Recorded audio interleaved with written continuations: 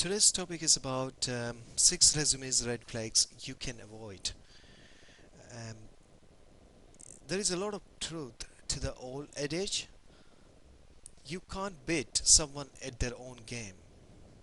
In the resume game, the people who own it are the recruiters, sources, and HR staffers whose business is to pass hundreds of resumes each week.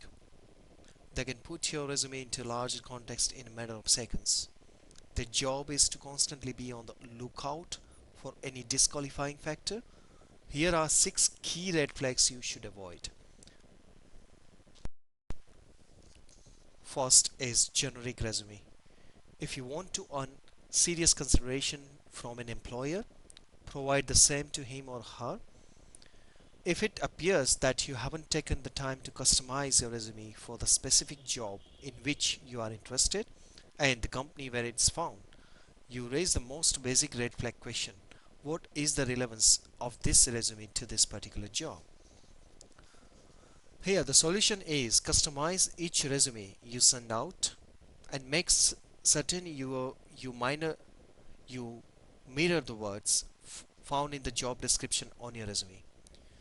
Show how, when and where you develop the talent and expertise to meet the needs of the position for which you are applying. Second, resume appearance malfunction. Is your resume friendly to the beholder who wears bifocals, non-standard fonts, small text with a little to no space between sections, and narrow margins all raise red flags. Beyond the poor aesthetics, they may suggest you are the kind of person who is bound and determined to wedge too large a story into too small a space, rather than boiling down the salient aspects of your career achievements into a document which clearly speaks to the job to be filled. Here the solution is remember that your resume is not your unabridged autobiography. You aren't obligated to show everything you have ever done and every place you worked. It's a marketing document onto which you should put the things that are most relevant. Use a standard font at a reasonable type size and forget all the lines, graphics, pictures, and colors. Third point, poor grammar and spelling. In an age when everyone has spell checking capacities, there is no excuse for misspelled words. At the same time, there is no end to the ways words get mangled into the other words with different meanings. When either happens, it stands in sharp opposition to your claim of being a good communicator. Moreover, it raises the red flag question. If this candidate is too lazy or incapable of checking his or her own resume, what will be slogged off if they were on the job? Every career expert would agree that careful proofreading is critical.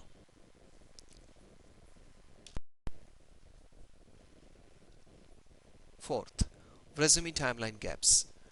Is it easy to follow the sequential steps of your career with dates set apart, flush right? Are there multiple gaps in your without explanation? It's perfectly acceptable, even meritorious, to address those legitimate gaps with just a phrase or two without going into greater detail. You might, as the last bullet under a given job says something like left position to pursue additional educational opportunities or left position to deal with a family member's chronic medical problem which was ultimately resolved. Fifth, resume evasiveness. There are many things that job hunters typically try to fudge. Yet, overgeneralizations, squeezy language, and omissions are not generally regarded well. For example, job hunters in their 50s and 60s believe they can avoid age discrimination if they omit dates when degrees were earned. But just the opposite is the case. In attempting to skirt the edge issue, you actually bring attention to it with your unstated but very clear message. I don't want you to figure out how old I am based on when I attended college. Was you may potentially also raise the red flag question: is this job seeker trying to mask anything else of significance? 6. Key phrase banalities. Some job hunters are not certain of how to go about the process of writing an effective resume, and so they resort to words and phrases found in resume writing books and other templates that might be good starting points, but not ending points. By adhering too closely to them, you are likely to sound like everyone else, without conveying any understanding of what you are really trying to convey.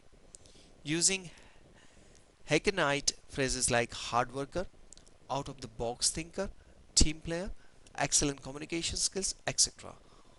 Offer your own conclusion about your talents and work ethics, but they do nothing to cause the resume reader to believe you or to come to the same conclusion. Instead, show examples of your out of the box solution and talk about times when your actions really did benefit your team. If you take the time to lower these red flags, you will raise the likelihood of gaining the respect and positive attention of those who own the resume game. Thank you.